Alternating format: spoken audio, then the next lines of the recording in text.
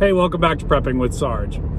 Today we're going to talk about what would happen if you suddenly, or anybody suddenly showed up on a prepper's homestead after an SHTF situation goes down, right?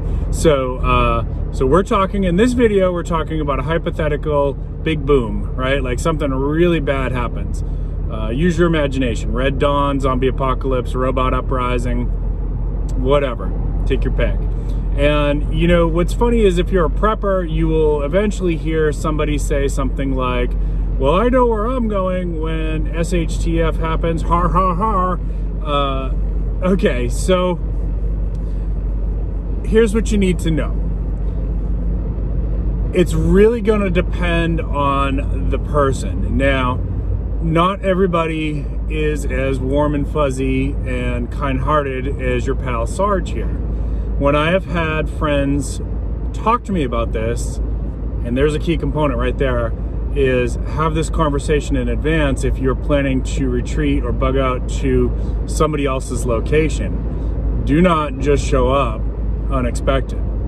Because when my friends and family have asked me about it, what I've told them is, number one, bring a tent, bring garden tools, because you're going to be possibly sleeping outside depending on how many people I can take in, and you're going to be put to work, right? Like, because the preparations that I've made are for my family.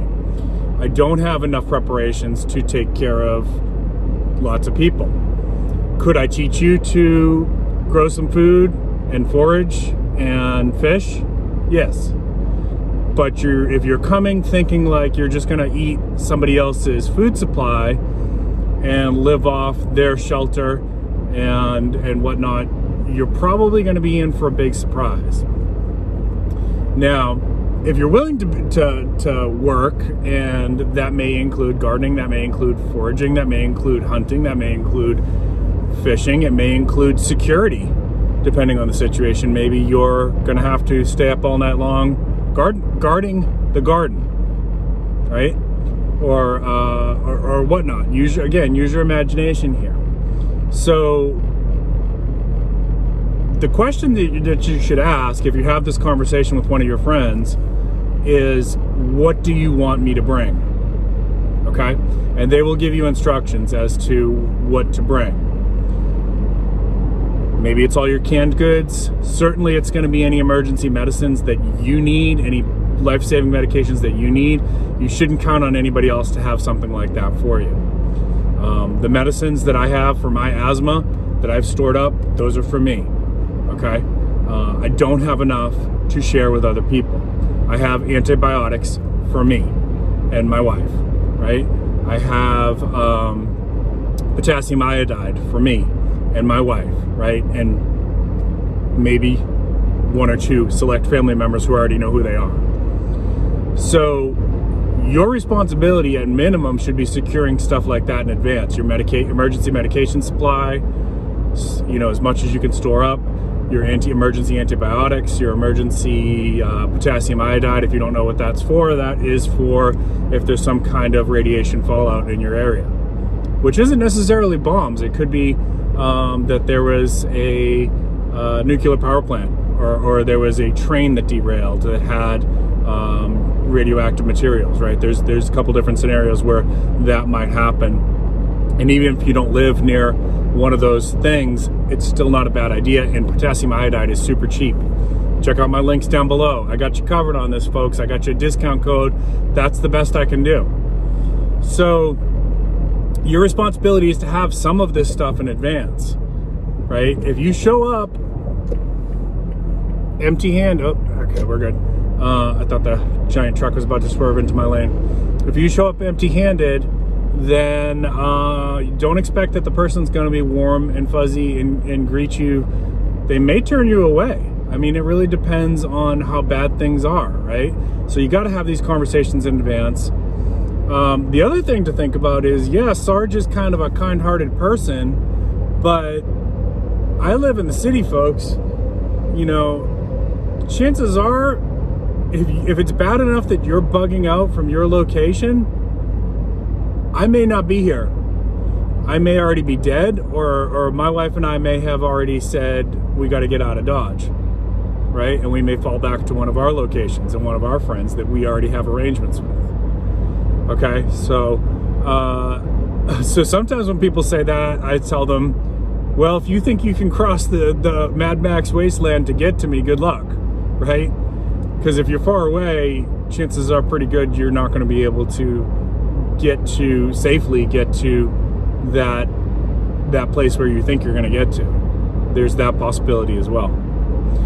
So think in advance, ask the questions of what you need to bring, plan accordingly, have multiple routes to that, right? Because the highway may not be accessible. Maybe you're gonna walk along the power lines or the railroad tracks. Yes, I know that's illegal, but in a big SHTF situation, we could be talking about without rule of law. Excuse me. So have multiple routes, ask what you need to bring, and then here's the last piece for today. If you're joking about that, okay, that's one thing. If your plan is really that, like, you're not planning and prepping at all, and you're going to show up at your friend's house who's a prepper, as I was saying in the beginning of this, not everybody is as kind-hearted as me. There are some people who, when it comes down to it, you may have had a friendship with them through work or something like that, but if things got bad enough, their priority is themselves and their family, and things could get ugly, right? Now, I hate to even think like this, but these things do happen in times of war. And Cody Lundgren, if you don't know who that is, he was one of the original cast members on Dual Survival, and he's a primitive survival skills instructor, and he's written numerous books, things like that. One of the best in the world in terms of primitive survival skills. He says in his book, if your plan is to go live with him, prepare to become food for his dogs, right? I know that's gruesome, and I don't usually talk about those extremes on my channel, but I'm talking about it in this video because you need to know that that's not a good plan, to just show up at somebody's house unexpectedly and just assume that things are going to be okay with that, right? So moral of the story here, just to end this one out, is you really need to, if your plan is you're going to evacuate to a friend's house that you know is a prepper, you need to be having those conversations in advance. You need to ask them, can I come? Not, when I know, when SHTF happens, I'm coming to your house, ha ha ha.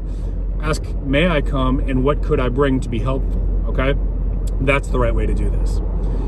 If you're watching this channel, there's a pretty good chance you already know this stuff. So pass this on to somebody who doesn't get it, who doesn't prepare in advance, who doesn't take care of their family in advance, who thinks nothing bad could ever happen. Those are the people who need to see this video, all right? For the rest of you, if you enjoyed this, if you got something of value out of this, please consider giving me a thumbs up. Don't forget to check down below in the description for links and discount codes for products that I think you will like. And if you're brand new to the channel, don't forget to subscribe. Keep planting your seeds, keep stacking your silver. This is Prepping with Sarge.